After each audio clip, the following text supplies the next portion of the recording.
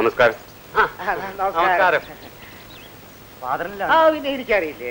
നല്ല കാര്യം. പിന്നെ ഇപ്പൊ എത്തും. സാറ് വരണം. ഞാൻ ആസ്പത്രി അങ്ങോട്ടിരിക്കണം. CM guest ഹൗസിലുണ്ട്. എനിക്ക് ഉടനെ എത്തണം. എനിക്കറിയില്ലേ, ആളിപ്പോ വരും.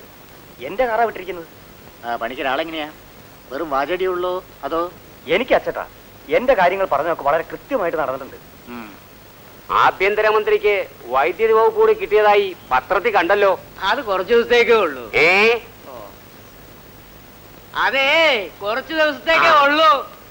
വൈദ്യുതി മന്ത്രി ചികിത്സയ്ക്കായിട്ട് വിദേശത്തേക്ക് പോയിരിക്കുക. അദ്ദേഹം തിരിച്ചു വരുന്നവരെ ഉള്ളൂ. അല്ല, അതെനിക്കറിയാം. ചുമ്മാ ചോദിച്ചെന്നേ ഉള്ളൂ.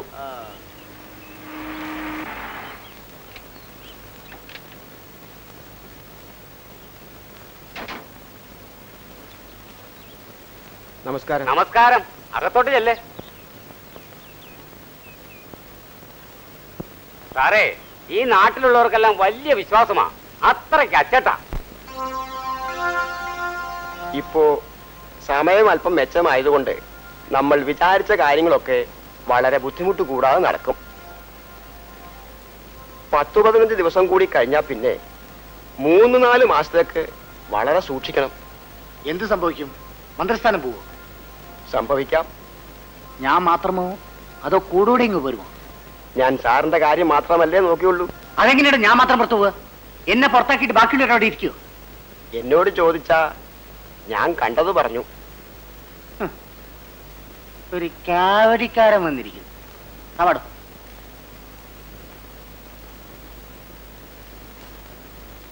എടോ, ഏതായാലും 4 മാസം ഞാനും താനും ജീവിച്ചിരിക്കും. അത് കഴിഞ്ഞ് ഞാൻ തന്നോട് ചോദിച്ചോളാം. എന്നോട് ദേഷ്യപ്പെട്ടിട്ട് എന്താ കാര്യം? എന്തുണ്ടെങ്കിലും തുറന്നു പറയണമെന്ന് പറഞ്ഞതുകൊണ്ടാ ഞാൻ പറഞ്ഞത്. പിന്നെ ഉപ്പ് തിന്നുന്നവൻ വെള്ളം കുടിച്ചേ തീരൂ. അതൊരു പ്രകൃതി നിയമമാണ്. സാറ് വരണം. പണിക്കരെ, ഞാൻ പോയിട്ട് ഇപ്പൊ വരാം.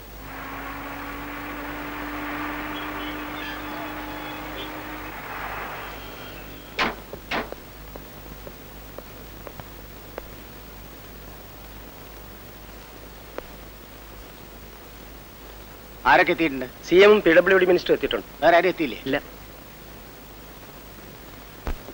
കാത്തി, താൻ്റെ എസ്ഐയുടെ കാര്യം പറഞ്ഞിരുന്നില്ലേ? അത് ഞാൻ ശരിയാക്കിയിട്ടുണ്ട്. അറിഞ്ഞു സാർ. പിന്നെ വേറൊരു ചെറിയ കാര്യം ഉണ്ടായിരുന്നു. എൻ്റെ ഒരു മച്ചമ്പി പയ്യൻ അങ്ങ് വടക്ക് കുറ്റിയാടിക്കടുത്താണ്. KCBയിലെ ജെയ്യ. ഇങ്ങോട്ടെങ്ങാനും ഒന്ന്. എങ്കിലും കാര്യം ചെയ്യാം. ആ എസ്ഐ ട്രാൻസ്ഫർ ഉടനെ ക്യാൻസൽ ചെയ്യാൻ വിളിച്ച് പറഞ്ഞേക്കാം. അയ്യോ, അത് വേണ്ട സാർ. അയാൾ അവിടെ തന്നെ ഇരുന്നോട്ടെ. Is very much okay there. മനുഷ്യന്റെ ഒരു അത്യാഗ്രഹങ്ങളെ. ആഭ്യന്തരമന്ത്രിയുടെ പാർട്ടിക്ക് ഒരു ഡസൻ MLA-മാരുള്ളതുകൊണ്ട് അവര് പറയുന്നത് എന്തും നമ്മൾ അംഗീകരിക്കണമെന്ന് വെച്ചാൽ സങ്കടം തന്നെയാണ്. കറതീർന്ന 2 വകുപ്പുകൾ അവരുടെ കയ്യിലുണ്ട്. ആഭ്യന്തരവും വൈദ്യുതി. എത്ര ദൂരത്തടിച്ചാലും തീരാത്ത 2 കോർപ്പറേഷനും. ആയാസപ്പെടാതെ പിള്ളേ, കഴുത്ത് ജോലി ഉണ്ടാക്കി വെക്കരുത് സാർ. കഴിഞ്ഞ ലൈസൻസ് കമ്മിറ്റിയിൽ തീരുമാനിച്ചതാ 2 രാജ്യസഭാ സീറ്റ് ഞങ്ങൾക്കുള്ളതാണ്. ഇപ്പോൾ അതിനും അവകാശം പറഞ്ഞുകൊണ്ട് വന്നിരിക്കുകയാണ് അവർ. 4 MLA-മാരുള്ള ഒരു കൊച്ചു പാർട്ടിയാണ് ഞങ്ങളുടേത്. സമ്മതിച്ചു എന്ന് കരുതി ഇങ്ങനെ തരം താഴ്ത്തരുത് സാർ. ചൂടാകാതെ പിള്ളേ, BP കൂടും. ഞാൻ കേശവനുമായിട്ടൊന്ന് സംസാരിക്കട്ടെ. അല്ല, സാറ് കുറെ ആശ്വാസവാക്കുകൾ പറയും, അവസാനം ഞങ്ങളെ കൊണ്ട് സമ്മതിപ്പിക്കുകയും ചെയ്യും. ആ കേശവ, വാ. നീ എപ്പോ വന്നു? ഇങ്ങനെ തുടങ്ങിയപ്പോഴേ ഞാൻ എത്തി. പുറത്ത് നിൽക്കുകയായിരുന്നു. എന്തേ നിർത്തിയത്? ഞാൻ വന്നതുകൊണ്ടാ. എനിക്കാരെ പേടിയില്ല. ഞാൻ പറഞ്ഞിട്ടുണ്ട്. അങ്ങ് ഡൽഹി വരെ പറഞ്ഞിട്ടുണ്ട്. പിള്ള പോയിട്ട് വാ. ഞാൻ കേശുവായിട്ടൊന്ന് സംസാരിക്കട്ടെ. ഓരോ ജന്മങ്ങൾ. സാർ, തണുത്ത സോഡ ഉണ്ടോ? ഇല്ല സാർ. തണുക്കാത്തതോ? അതും ഇല്ല സാർ. തണുത്ത വെള്ളമെങ്കിലും കിട്ടും. ഫ്രിഡ്ജ് കേടാണ് സാർ. ആരുടെ കീഴിലാണോ ഗസ്റ്റ് ഹൗസ്? PWD. അതെന്റെ കീഴിലാണല്ലേ? അപ്പൊ തന്നെ കുറ്റം പറഞ്ഞിട്ട് കാര്യമില്ല. വയ്ക്ക് ആരോടും പറയണ്ട കേട്ടോ. അവകാശമുണ്ടായിട്ടും PSC പാനലിലേക്ക് ഞങ്ങളുടെ പാർട്ടിക്ക് നോമിനേഷൻ വേണ്ടെന്ന് പറഞ്ഞല്ലോ. അതുപോലെ KFC, മിൽമ, സാമൂഹ്യക്ഷേമം, ഇതിലൊന്നും ഞങ്ങൾക്ക് പ്രാന്ത്യം വേണ്ട. മറ്റാരെയും കൊടുത്തേക്ക്. അതുപോലെ അല്ലടോ രാജ്യസഭാ സീറ്റ്. തേണ് പ്രകാരം പിള്ളയ്ക്കും ഗ്രൂപ്പിനും അവകാശപ്പെട്ടതാ. ചിലപ്പോ എനിക്ക് എന്നെ കുറിച്ച് തന്നെ നാണം തോന്നിയിട്ടുണ്ട്. മറ്റു വല്ലവർക്കും വേണ്ടി അവരെ തമ്മിൽ തെളിക്കുമ്പോ. പോകാൻ പറ സാറേ. ആ 4 വികലാംഗന്മാർ വിചാരിച്ചാൽ ഈ മന്ത്രിസഭയൊന്നും താഴെ പോവില്ല. അത്തപ്പാടി കേസ് കിട്ടിയ നക്കാപ്പിച്ച് വെച്ച് സൂക്ഷിച്ചാൽ അവർക്ക് അന്ന്. Keshu, you often forget your minister. ചിലപ്പോ താൻ ഉപയോഗിക്കുന്ന ഭാഷ വെറും ചന്ത ഭാഷയാ, വെറും ചന്ത. തന്റെ ഭാഷാപ്രയോഗത്തെ കുറിച്ച് എനിക്ക് പല കംപ്ലൈൻസും കിട്ടിയിട്ടുണ്ട്. അങ്ങനെ ഒരു കംപ്ലൈന്റ് കിട്ടിയിട്ടുണ്ടെങ്കിൽ അതങ്ങ് ക്ഷമിച്ചു കളാ. പക്ഷെ അണ്ണു, ഈ രാജ്യസഭാ സീറ്റും ഇത് തമ്മിൽ എന്താ ബന്ധം? ഞങ്ങൾക്ക് സീറ്റ് കിട്ടണം, അതാരുടെ ടേണായാലും ശരി. ഇല്ലെങ്കിലോ? അത് ശരി. രാഷ്ട്രീയ കളിയിൽ അണ്ണനാണ് ഒരു ഗുരുനാഥൻ. കഴിഞ്ഞതിന്റെ മുമ്പത്തെ മന്ത്രിസഭയിൽ 9 പേരെ വെച്ച് അണ്ണൻ എന്തൊക്കെ കളി കളിച്ചു, എന്തൊക്കെ നേടി. ഇന്ന് ഗുരുവിന്റെ സ്ഥാനത്ത് ശിഷ്യൻ, അത്രയേ ഉള്ളൂ. അതുകൊണ്ട് രാജ്യസഭാ സീറ്റ് ഞങ്ങൾക്ക് കിട്ടണം, അല്ലെങ്കിൽ ഈ നാട് ഗവർണർ ഭരിക്കട്ടെ. എടോ, എന്നെ അലട്ടുന്ന വേദനകൾ രണ്ടാ. വല്ലപ്പോഴും വരുന്ന ചെന്നിക്കുത്ത്, മൈഗ്രെയിൻ. അതിലും വേദനയാ തന്നെ കൊണ്ട്. ഗതി കെട്ടിട്ടാടോ പുലി പുല്ല് തിന്നുന്നത്. ഇഷ്ടം കൊണ്ടല്ല തന്നെ ചുമക്കുന്നത്, അത് മറക്കണ്ട.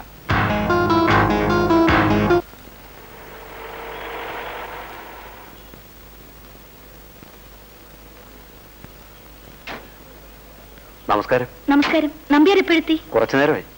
അച്ഛാ, ഇതാ ഞാൻ പറഞ്ഞ OT നമ്പ്യാർ. എന്താ ഇയാളുടെ കേസ്? നമ്പ്യാർക്ക് പണമിടപാടാ ബിസിനസ്. 2 വർഷം മുമ്പ് നമ്പ്യാർ 35,000 രൂപ രാമൻ മേനോന് കടം കൊടുത്തു. തുക തിരിച്ചു കിട്ടാതായപ്പോ കഴിഞ്ഞ ജനുവരിയിൽ ബാസി സാർ മുഖാന്തരം നോട്ടീസ് അയച്ചു. രാമൻ മേനോൻ മറുപടിയൊന്നും കൊടുത്തില്ല. കേസായി. അപ്പോഴാ പ്രതിക്ക് അതിന്റെ ഗൗരവം പിടികിട്ടിയത്. എന്നിട്ട് ഇദ്ദേഹത്തിന് വിശ്വസ്തനായ ഒരു കാഷ്യർ ഉണ്ടായിരുന്നു, സേതു. രാമൻ മേനോൻ അയാളെ എങ്ങനെയോ കയ്യിലെടുത്തു. പക്ഷേ അയാൾ എന്നെ ചതിക്കുമെന്ന് ഞാൻ ഒരിക്കലും പ്രതീക്ഷിച്ചില്ല സാർ. എന്നിട്ട് ഓഫീസിൽ സേതുവിന് സർവ്വ സ്വാതന്ത്ര്യം ഉണ്ടായിരുന്നു. വല്ലപ്പോഴും മാത്രം ഓഫീസിൽ പോയിരുന്ന നമ്പ്യാർ അദ്ദേഹം ഇടപാടുകാർക്ക് കൊടുക്കാൻ വേണ്ടി സ്റ്റാമ്പ് ഒട്ടിച്ച ബ്ലാങ്ക് റെസിപ്റ്റ് ഒപ്പിട്ട് വെച്ചിരുന്നു. രാമൻ മേനോന് കാഷ്യർ സേതു ഇദ്ദേഹം നോട്ടീസ് അയച്ചതിന്റെ മുൻപത്തെ ഒരു ഡേറ്റ് വെച്ച് 35,000 രൂപ തിരിച്ചു കിട്ടിയതായി ഒരു റെസിപ്റ്റ് എഴുതി കൊടുത്തു. അതനുസരിച്ച് കണക്കുകളൊക്കെ തിരുത്തി. കേസ് ആർഗ്യുമെന്റിന് വന്നപ്പോഴാ കള്ള റെസിപ്റ്റിന്റെ കാര്യം ഞങ്ങൾ അറിയുന്നത്. അതിനിടയിൽ സേതുവിന് രാമൻ മേനോൻ ജോലി കൊടുത്തു. ക്രോസ് എക്സാമിനേഷൻ കഴിഞ്ഞു. ഇന്ന് ആർഗ്യുമെന്റ് വെച്ചിരിക്കുക. ഈ കേസ് എന്ത് ആർഗ്യൂ ചെയ്യാൻ?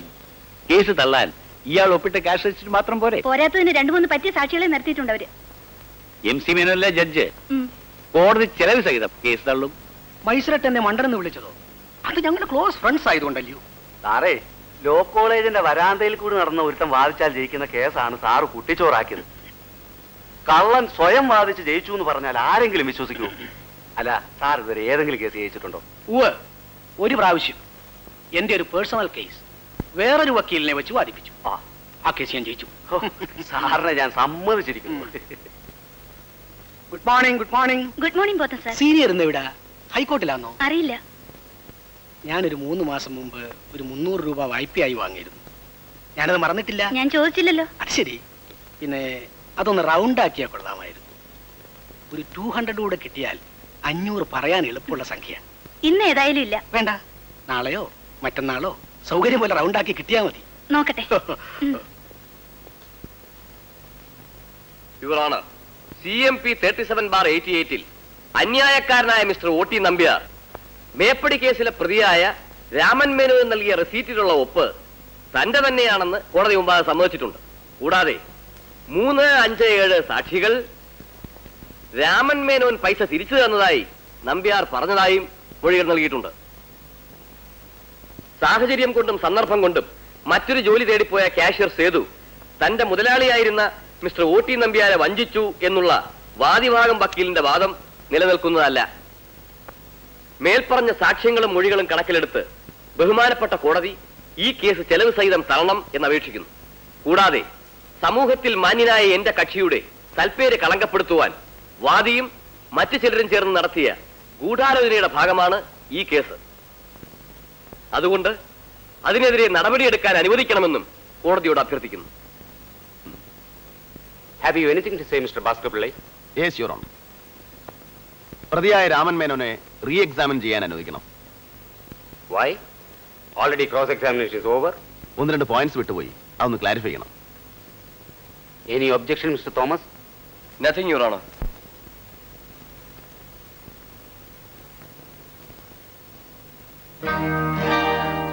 ആ റെസീറ്റ് എന്ത്?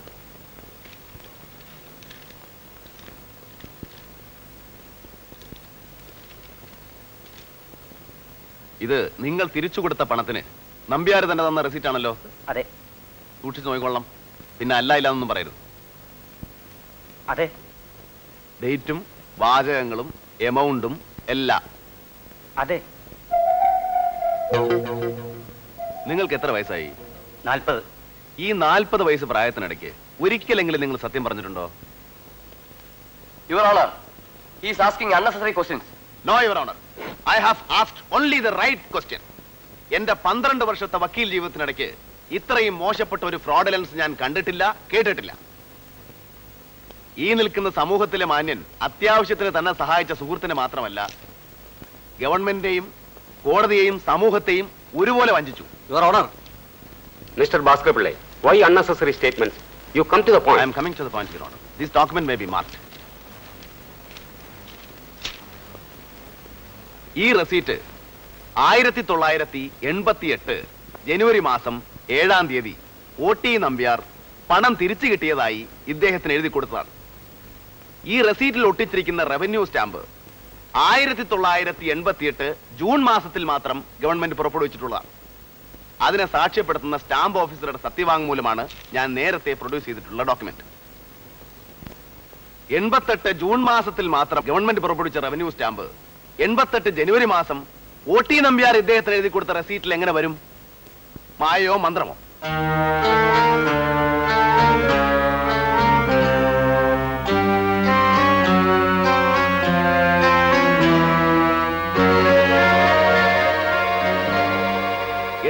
സെപ്റ്റംബർ മാസത്തിൽ ഈ കേസിന്റെ കോടതി നടപടികൾ ആരംഭിച്ചപ്പോൾ പ്രതിയായ രാമൻ മേനോൻ എന്റെ കക്ഷിയുടെ ക്യാഷ്യർ ആയിരുന്ന സേതുവിനെ സ്വാധീനിച്ച് എന്റെ കക്ഷി നേരത്തെ ഒപ്പിട്ട് കൊടുത്തിരുന്ന ബ്ലാങ്ക് റെസീറ്റ് ഉപയോഗിച്ച് 88 ജനുവരി മാസം 7-ാം തീയതി തന്നെ ഇദ്ദേഹം പണം തിരികെ കൊടുത്തതായി ഒരു വ്യാജ റെസീറ്റ് ഉണ്ടാക്കി. പക്ഷേ റെസീറ്റിൽ ഒട്ടിച്ചിരുന്ന റവന്യൂ സ്റ്റാമ്പ് 88 ജൂൺ മാസം ഗവൺമെന്റ് പുറത്തിറക്കിയതായിരുന്നു എന്ന് മാത്രം. ജനുവരിയിൽ ഇഷ്യൂ ചെയ്ത റെസീറ്റിൽ ആ കൊല്ലം ജൂൺ മാസത്തിൽ ഇറങ്ങിയ റവന്യൂ സ്റ്റാമ്പ് എങ്ങനെ വരും? അവിടെയാണ് ഇവർക്ക് പറ്റിയ അബദ്ധം. കാലാകാലങ്ങളിൽ പോസ്റ്റൽ സ്റ്റാമ്പിന്റെയും കറൻസിയുടെയും അച്ചടിയിൽ ഉണ്ടാകുന്ന വ്യത്യാസം റവന്യൂ സ്റ്റാമ്പിനും ബാധകമാണ് എന്നുള്ള കാര്യം പ്രതിയോ പ്രതിയെ സഹായിച്ചവരോ അറിയാതെ പോയത് എന്റെ കക്ഷിയുടെ ഭാഗ്യം. That's all your honour.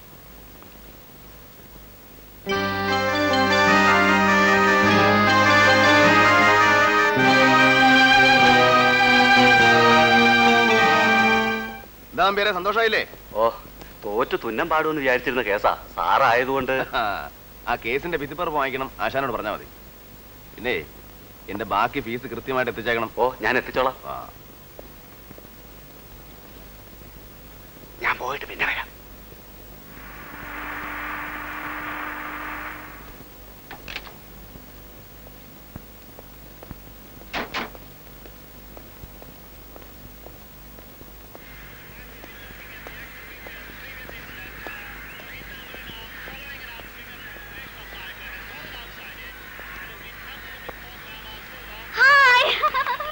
എന്ത് പറ്റിയടി?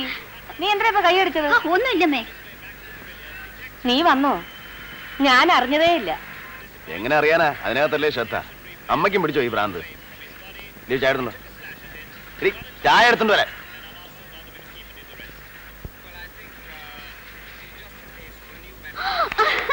എന്താടി, ഔട്ടായോ?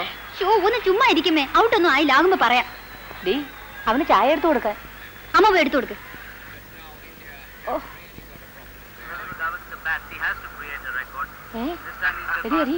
എന്താടി പറ്റിയത്?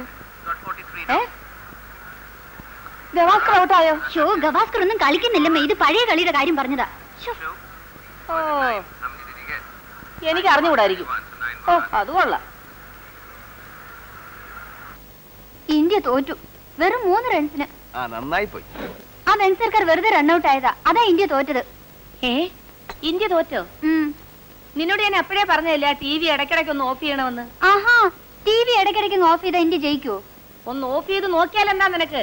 എടാ, നേരെ വെളിച്ചമായ അതിന് മുമ്പിൽ നിന്ന് മാറത്തില്ല. ആ കാര്യത്തിൽ അമ്മ ഒട്ടും മോശമല്ല.